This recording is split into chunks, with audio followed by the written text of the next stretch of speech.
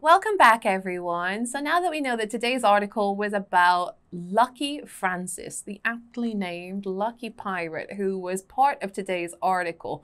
So he was one of 8 members of a party of Nigerian pirates that decided it was a good idea to take on a Royal Danish Navy fleet boat that was in the Gulf of Guinea.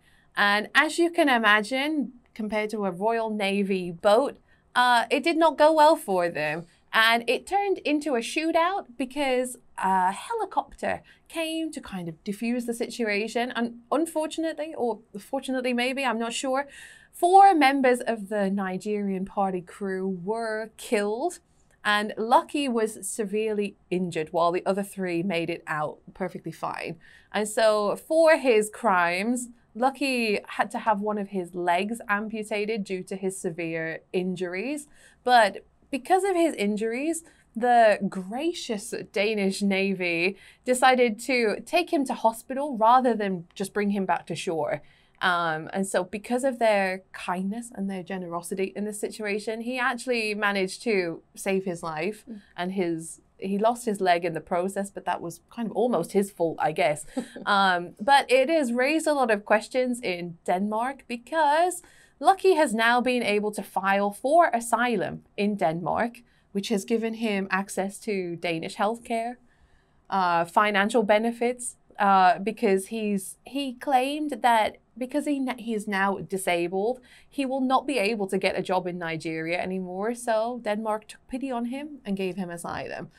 Yeah, so your facial expression is probably the facial expression for many people that live in Denmark who are not happy about this situation because he was a criminal and he tried to do something. Maybe he would not have taken pity on these people or gracious about their lives. So many Danish officers could have also have been killed during this kind of sabotage of their ship, I guess. And so now he is living in Denmark, a very comfortable life paid for by Danish taxpayer money. Oh my God. Yes, and so immigration is already a kind of a touchy subject in Europe because of various incidents all around the continent. So this is not sitting well with the people in Denmark. So have you heard of any incidents of piracy in waters near your country? Oh, recently, I don't know why, they've been coming up on my feed, on my TikTok feed, different ways that pirates, like I had mentioned before, I didn't know that piracy was, like maritime piracy was still happening, not as I imagined, but there'll be like little boats, like little rafts coming up towards like the Navy ships or, you know, these oil tankers, and they'll pretend that they're selling something, and, you know, maybe some fruits. I don't know what they're selling exactly, but if they're allowed to get a certain, you know, close a certain distance from the boat, that's when they start attacking these ships. So what I've been seeing is how these other ships protect themselves by adding like barbed wire onto the edges so they're not able to climb up. They'll even have these sound machines to like blast these sound waves towards the boats that makes it very like impossible for your ears not to hurt. So then they just like, you know, swim away. Yeah, it's quite interesting. What about you?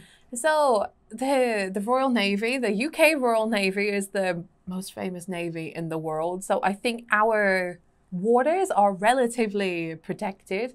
But as you mentioned, these days there's been some news articles about Somali pirates that have hijacked the ships around the Gulf of Africa and in those kind of areas. I'm not sure of any specifics because of that, but I know that in the past, the UK, as I said, has a really big navy. And so historically as well, I know that a lot of piracy happened to like the East India Trading Company when like the actual ships that you imagine from Pirates of the Caribbean were still sailing the seas. But in modern times, I think a lot of that has gone. I don't think they are able to take over container ships, which I guess is the majority of the ships that you find on the ocean these days. So does your country's Navy often respond to calls for help from commercial ships? Where and when is it most active? Yeah, so we have two, the west and east coast, and anytime the U.S. Navy is always ready to answer to these calls. They also have like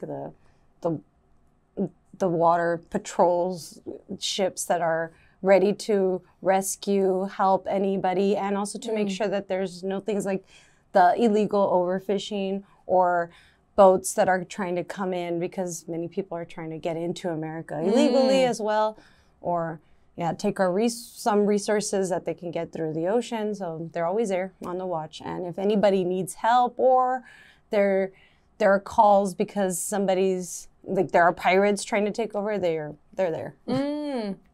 Yes, I think it's maritime law, whether countries follow it or not. It's maritime law that if you are the closest person or the closest vessel, when you hear a distress call, you have to go help. So actually that happened to me when I was on a cruise. So I went on a cruise around the west of Europe, so Portugal, Spain, that kind of area, and we got turned around to go help a smaller fishing boat. But someone else got there first, but the captain immediately came over being like, you're going to feel a change in direction. Like, we have to go and turn around because there's a fishing boat in danger, and we're one of two boats that's like quickest to be able to respond to them. And thankfully, I think everyone was okay, because another vessel got there quicker than we did. But it was definitely interesting to see how quickly they responded and shot into action and like turned this giant cruise ship around. So yes, I think that they do help in every opportunity that they have. So we have some key vocabulary today. Make sure that you try to incorporate it into your everyday life, and we will see you in the next video.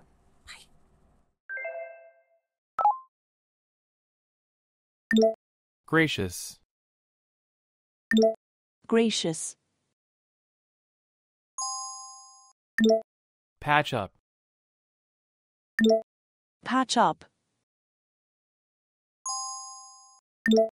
Amputate. Amputate. Asylum. Asylum. Impoverished. Impoverished.